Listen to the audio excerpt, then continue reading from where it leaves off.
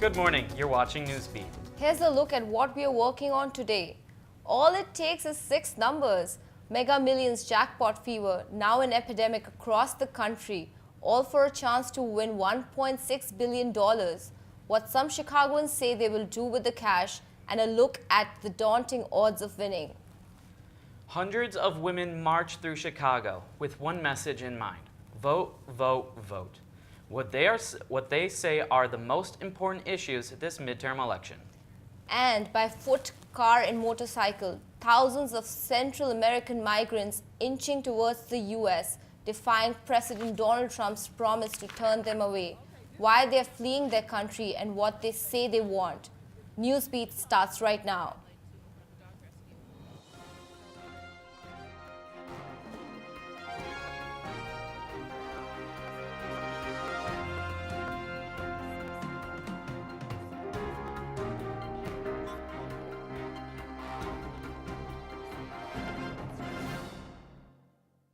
Hello, I'm Anupika Khare. And I'm Scott Johnson. $1.6 billion. It's the kind of jackpot that makes even the skeptics jump in line and buy a Mega Millions ticket, or 2, maybe even 3. Yeah, it's lots of folks in Chicago and across the country are dreaming big today, including Newsbeat's Daniel Deasley. Daniel?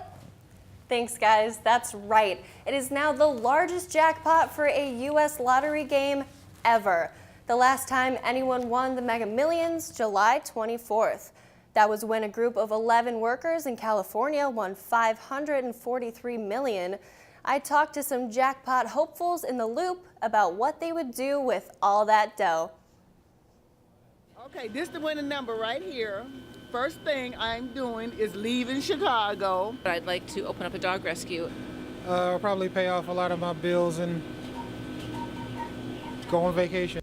These are just a few of the ways that $1.6 billion could be spent.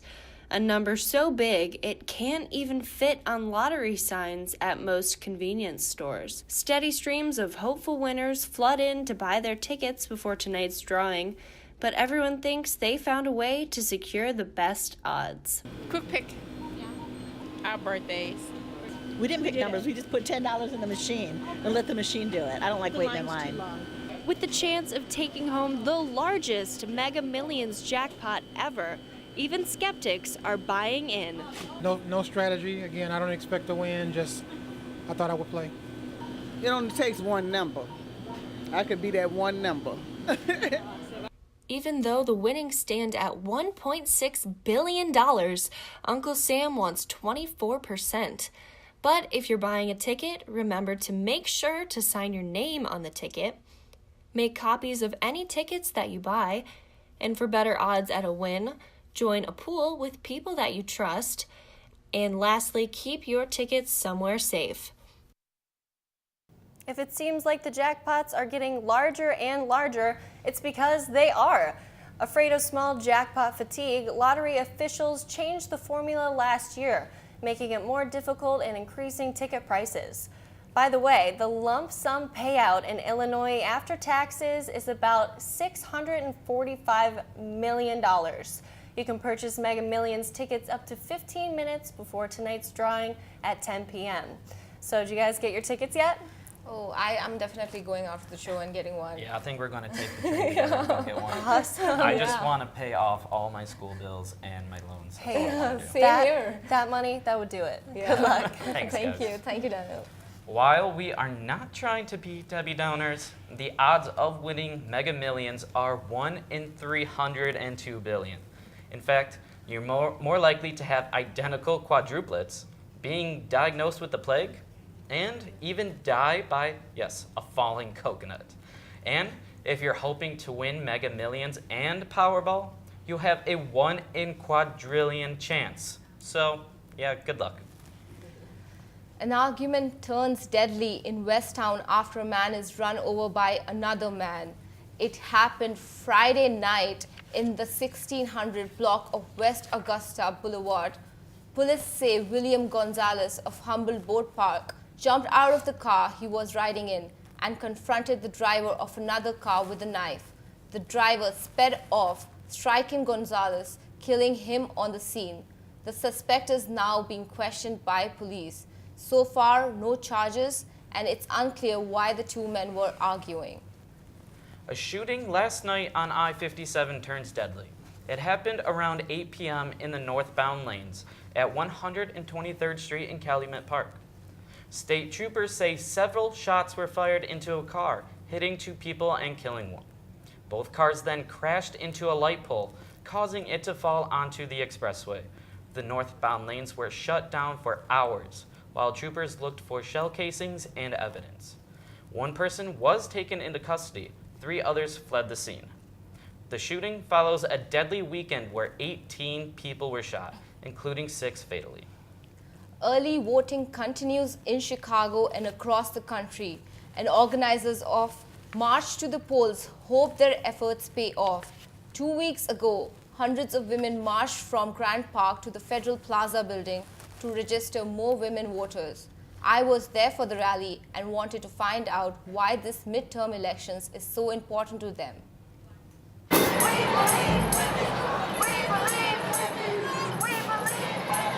Women's March is nothing new in Chicago, but this time it was a march to the polls.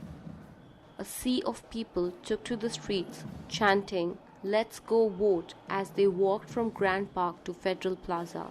Some in the crowd expressed their displeasure at President Donald Trump and encouraged voters to go to the polls for next month's midterm election. I'm right now present in front of the Federal Plaza building where the Women's March took a halt a few minutes ago. The organizers of the march said the rally was designed for the first time voters to come out and cast their votes in the ballot. Some women in the march feel it is a way to express their issues. I thought that this march was very, very uplifting. I really enjoyed the scene in Grant Park on Columbus Drive. It's beautiful that many women are actually outraged of what's happening to women, not just those people that came out from Kavanaugh, but women, every woman. Yes, women, not just women, women and men and anyone with a heart should be out in the streets fighting to end how women are being treated. Organizers said the enthusiasm was high, particularly since the confirmation of Trump's Supreme Court pick, Brett Kavanaugh. Kavanaugh was accused of sexual assault, but he denies the allegations. Chicago Tribune's investigative reporter Ray Long said that voting is essential to make sure that Kavanaugh incident does not occur again. Now, there's this phrase that elections have consequences. And if you vote for a president, that president in that party, just like take Trump, a Republican, has this opportunity to appoint people on the Supreme Court. Elections have consequences at a different level too in the Senate. If you control the Senate, like Republicans do, their chances of getting that nomination by the president approved are much better. This was the third Women's March organized in Chicago alone. The first one happened during President Trump's inauguration, and the second was this year in January during the rise of Me Too movement. Regardless of your politics, you can early vote until November 5th at your local precinct or at the Loop Super site at 175th West Washington. A reminder, you will need your ID. For more information, you can go to the Chicago Board of Elections website at chicagoelections.com. Also, in campaign 2018, President Donald Trump heads to Southern Illinois this weekend to campaign for Republican Mike Bost. Incumbent Bost, who represents the 12th Congressional District, is running a tight race against Democrat Brendan Kelly. According to polls, Kelly trails Bost by 1 percentage point. Saturday's rally will be held at the Southern Illinois Airport in Murfreesboro near Carbondale. It's not clear if the president will also make a last-minute pitch for Governor Bruce Rauner, but according to the latest polls, Rauner could use it. If the midterms were held today, Democratic candidate J.B. Pritzker would win by a landslide. According to Chicago-based Clear Politics, Pritzker leads the governor 43.7 to Rauner's 28. That's a 15-point spread. The race for Illinois' next governor has been an expensive one. The two candidates have raised $250 million since 2015.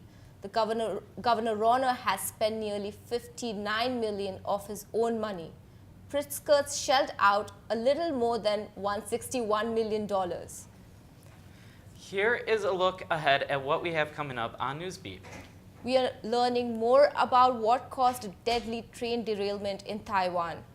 The train had been carrying more than 350 people when it went off track. We have the latest death toll and what survivors say the conductor was doing moments before the crash and what authorities say may have caused it. And back here, the Bears quarterback Mitch Trubisky goes up against an all-time great in Tom Brady. The Bears lost, but not really. The game already being considered one of the most exciting finishes thus far. A look at why coming up in sports.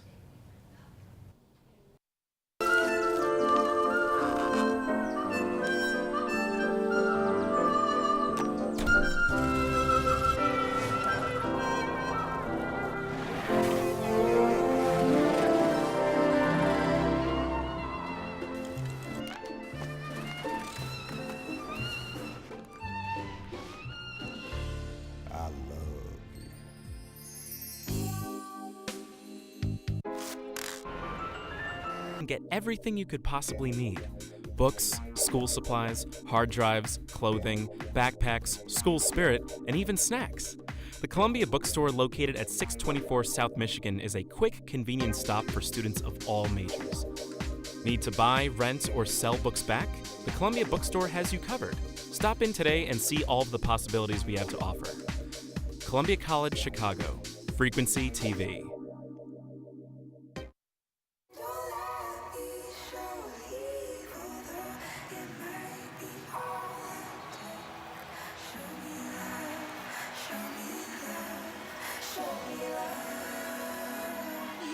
I got a crick in my neck, limp in my step, cramping in my muscles every time I try to flex.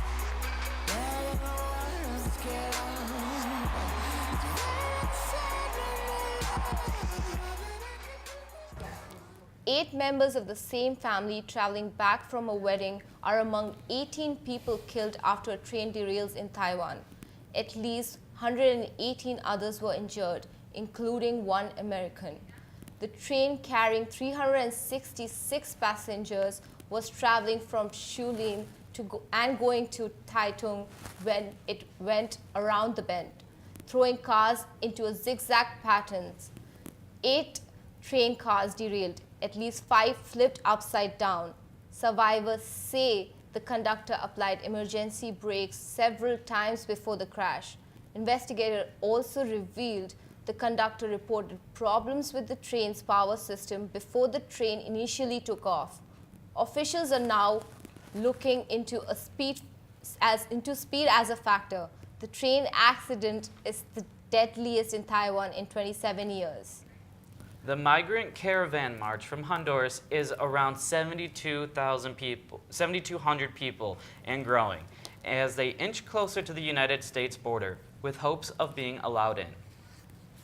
The march started about 2 weeks ago and has made its way to southern Mexico. Some people have walked some 25 miles in the sweltering heat. The journey started with people fleeing the country over alleged government corruption, violence, and extreme poverty. President Donald Trump has said he is not going to allow them in and is threatening to cut off foreign aid to several Central American countries. Coming up, election season means a lot of online traffic. After the 2016 election, Facebook wants to make sure you don't click on fake advertisements and posts this election season. We'll be right back to tell you what to watch for.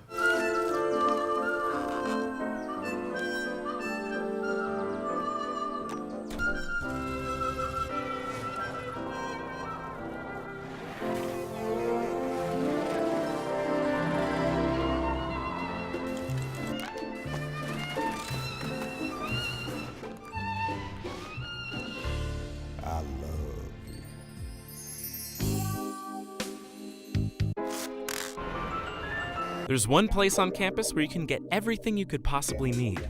Books, school supplies, hard drives, clothing, backpacks, school spirit, and even snacks.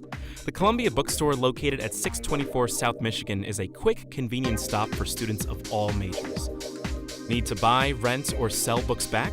The Columbia Bookstore has you covered. Stop in today and see all of the possibilities we have to offer. Columbia College, Chicago. Frequency TV.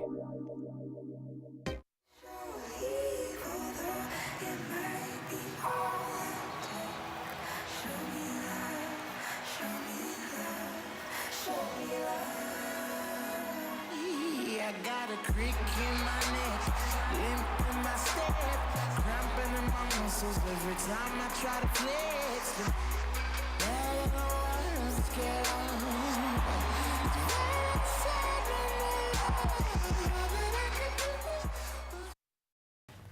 Facebook is creating a war room.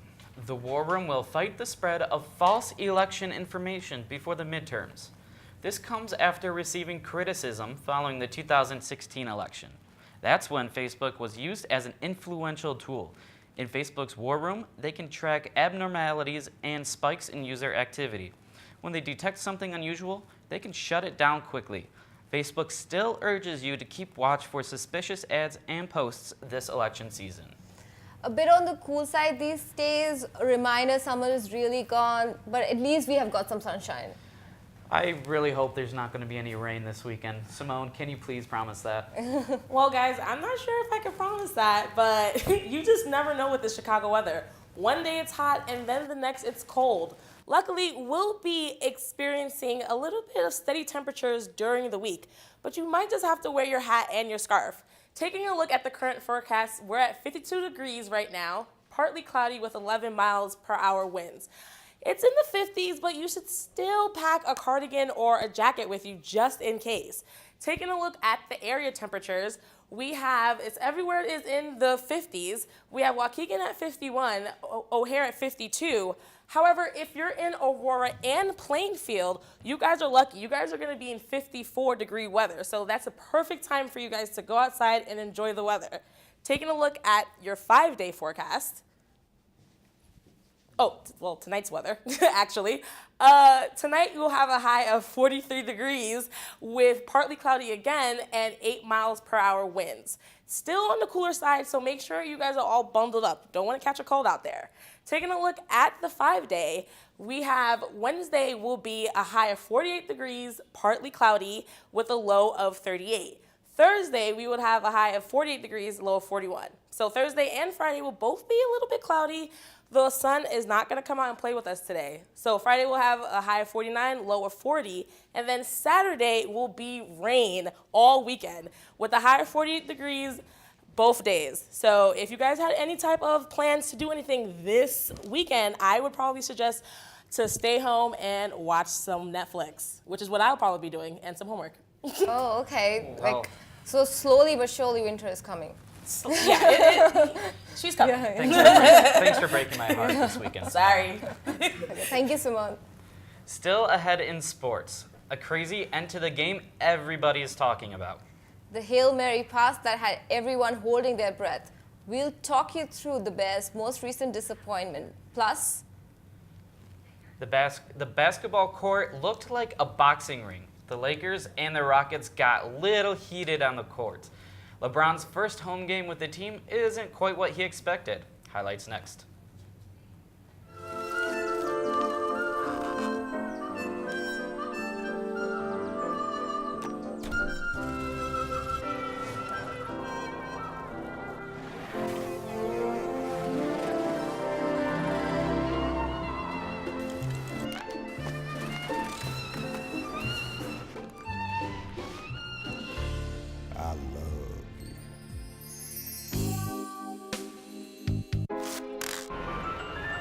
There's one place on campus where you can get everything you could possibly need. Books, school supplies, hard drives, clothing, backpacks, school spirit, and even snacks. The Columbia Bookstore, located at 624 South Michigan, is a quick, convenient stop for students of all majors. Need to buy, rent, or sell books back? The Columbia Bookstore has you covered. Stop in today and see all of the possibilities we have to offer. Columbia College, Chicago. Frequency TV.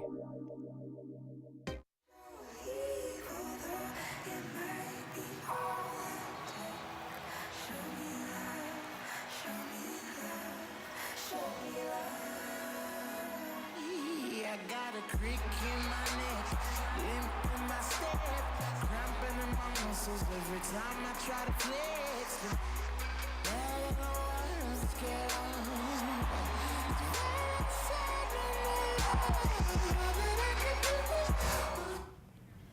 We're used to the break your heart Cubs, but not the break your heart Bears. Sunday's Bears game did leave me a little nauseous, but please tell me they're going to be okay like the Cubs are. I really hope Please, so. Daniel, please. Thanks, guys. What a roller coaster it was. The Patriots came to town, and the Bears had a good chance of sending them back to New England with the L. Mitch Trubisky was holding his own against Tom Brady. Late in the first, Bears 3rd and 5 from the Pats' 8-yard line. Trubisky drops back, scrambles right, circles back, looking for a receiver. No one else is there. He ducks into the end zone. It's a 70-yard run for an 8-yard touchdown. They take a 10-7 lead. But the Bears' defense wasn't looking their finest. On the punt return, Cordarrelle Patterson can't be stopped, busting it 95 yards. He's celebrating before he's even in the end zone. Patriots trail 17-14, closing the gap now, and they will keep on charging. Pats lead by 7 with 2 seconds of the game. Only hope for the Bears is Trubisky's throwing arm from their own 40. Players in his face, Trubisky with the Hail Mary as the clock runs out, way deep into traffic and into the hands of Kevin White at the 1-yard line, but he can't go any further. That's the end of it. Bears fall to New England 38-31. And to the hardcore, the Bulls taking on the Mavericks, hoping to break their losing streak. It was a tight game through 3 quarters, but how about this shot from J.J. Barea? A 29-foot three to beat the buzzer. Mavs lead 88-84 heading into the 4th. New Bull Jabari Parker having quite the day, recording 20 points, 3 rebounds, 1 assist, and 1 steal in 24 minutes. And Zach LaVine is on a roll, making a game-high 34 points. He's now scored 30-plus in all 3 games this season. But the Mavericks pull away late in this one. They take the win 115-109. Bulls fall to an 0-3 record. Meanwhile, in Los Angeles, it was LeBron James' first home game as a Laker, and it was more entertaining than the final score let on. Stars from the Lakers and the Houston Rockets put on a show UFC style. Tensions were high in the 4th quarter. Brandon Ingram came out hot after this play with James Harden, and Chris Paul and Rajon Rondo got physical. Paul threw a finger into Rondo's face after Rondo appeared to spit in Paul's face. That led to pushing and shoving and multiple punches being thrown. Suspensions were handed out to Chris Paul for 2 games, Rondo for 3 games, and Brandon Ingram 4 games. And real quick, former Carolina Panthers wide receiver Ray Caruth was released from prison Monday after serving a nearly 20-year sentence. He was found guilty of conspiracy to commit murder of his pregnant girlfriend in 2001. Meanwhile, on the diamond, the World Series is all set and ready to go tonight in Boston. The LA Dodgers are going to the World Series for a 2nd year in a row, facing the Red Sox, who won a league-high 108 games this year. And Monday night meant a matchup between the Atlanta Falcons and New York Giants. The Falcons brought their A-game on defense. They held Eli Manning to 1 touchdown. That came at the end of the 4th quarter. And New York takes the win 23-20. Thanks, Daniel, and thank you for tuning in to Newsbeat. I'm Anupika Khare. And I'm Scott Johnson. For Simone Malcolm in weather and from all of us here at Newsbeat, have a great day.